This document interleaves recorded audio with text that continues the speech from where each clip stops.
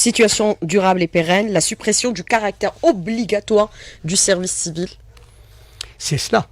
C'est ce qu'il a dit. Il n'y aura pas de service civil, il y aura des mesures incitatives qui fera que les médecins iront volontairement dans le sud. Et des mesures ont été prises.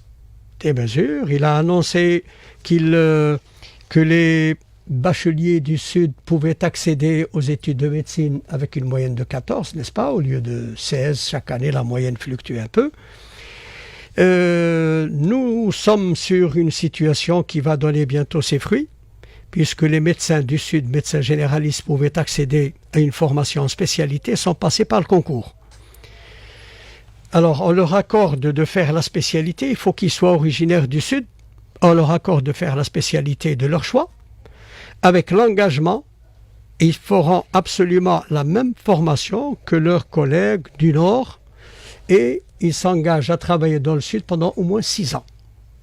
Donc on est déjà à une formation d'une année, on peut penser que dans 4 ans, au plus tard, nous aurons des médecins spécialistes dans l'intérieur du pays. Alors, et la perception du double du salaire pour ceux qui volontairement acceptent d'exercer dans le Sud du pays? Cela est tout à fait normal parce que je connais le Sud, les conditions du Sud sont difficiles, c'est l'éloignement. Quelqu'un qui a l'habitude des grandes villes, du confort, va se retrouver, je parle des grandes villes du Sud ou des villes du Sud qui n'ont pas le même confort dans le Nord.